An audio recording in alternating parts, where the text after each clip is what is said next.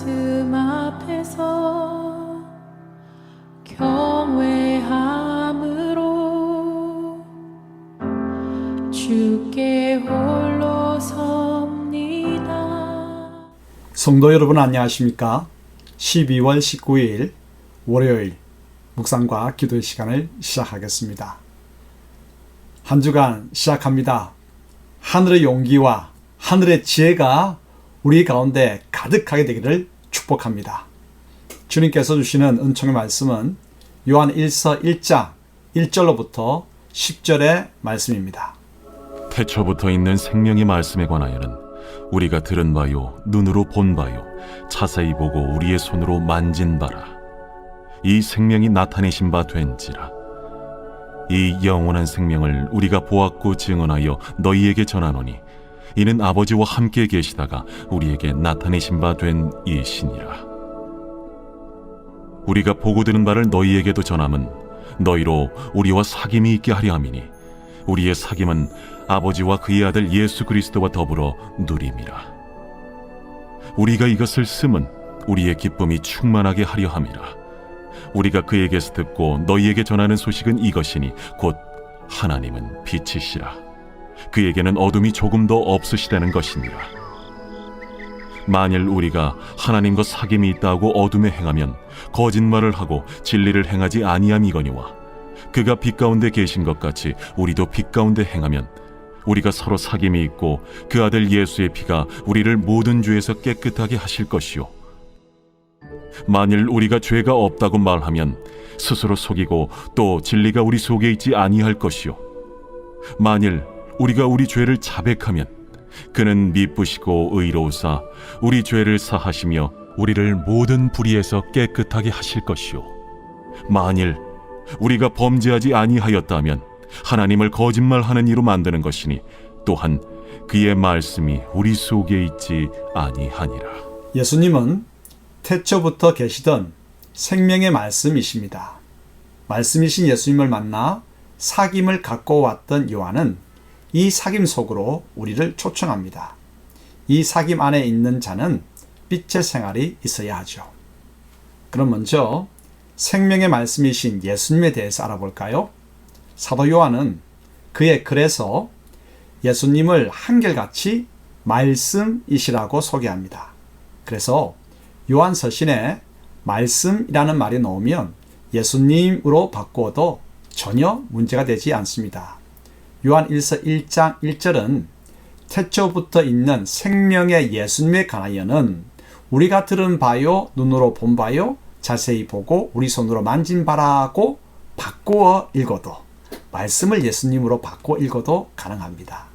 그런데 이 말씀을 듣고 보고 만지기 위해서는 말씀이 사람들이 사는 땅 가운데로 오셔야 하죠. 바로 이것이 예수님의 성탄입니다. 이 땅에 오신 생명의 말씀이신 예수님을 사도 요한은 직접 만나서 주님께 듣고 주님을 보고 만졌습니다. 듣고 보고 만지다는 말은 예수님과 사귐을 가진다는 뜻이죠.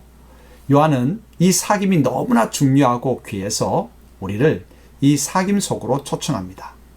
사도 요한이 우리를 초청하는 것처럼 보여도 실은 예수님께서 우리를 초청하시는 것이죠.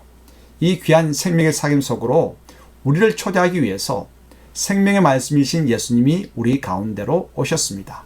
그리고 말씀을 읽고 듣고 행하게 하심으로써 생명의 말씀이신 예수님을 보고 듣고 만지게 하시죠. 그래서 생명을 풍성히 누리게 하시고 우리도 요한처럼 이 사귐 속으로 다른 이들을 초청하게 하십니다. 지금 나는 성경 말씀을 통해서 예수님과 함께하는 이 귀한 사귐 속에 있습니까? 이 귀한 사귐 속에서 기쁨과 소망을 누리십니까? 그렇다고 한다면 이 사귐 가운데에 이것을 초청하도록 하십시다. 두 번째로 사귐의 비결에 대해서 알아볼까요? 하나님은 빛이십니다. 우리가 성부 하나님과 성자 예수님 그리고 성령 하나님과 말씀 가운데 사귐이 있다면 우리의 삶은 당연히 빛나게 됩니다. 그리해야 하죠.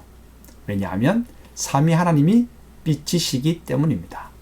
그런데 빛의 생활을 시작하기 위해서는 가장 먼저 우리의 죄악과 허물을 발견하고 회개해야 하죠.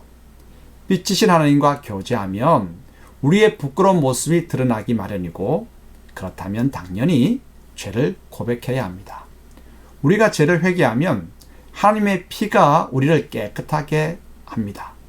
그런데 죄가 없다고 주장하면 빛이신 하나님과 상관이 없는 사람입니다. 그러므로 하나님과의 사귐을 계속 유지하기 위해서는 회개가 우선이고, 그 다음으로 주님의 빛을 공급받아 착하고 옳고 진실한 삶을 살아야 합니다. 회개와 어려운 삶, 이것이 사귐을 계속 유지하는 비결입니다. 말씀 앞에서 회개하고 말씀을 붙들고 실천하십시다. 함께 기도하겠습니다. 하나님 아버지, 삼위 하나님과의 사귐 속으로 저희를 초청하여 주시니 감사합니다. 주님의 빛 아래에서 저희의 죄악을 고백하고 주님께서 기뻐하시는 착하고 옳은 삶을 살도록 도와주옵소서. 빛이신 아버지를 닮은 빛의 자녀. 그래서 세상이 환하게 밝아졌으면 참으로 좋겠습니다. 삼위 하나님 영광을 받으소서. 예수님의 이름으로 기도합니다. 아멘. 말씀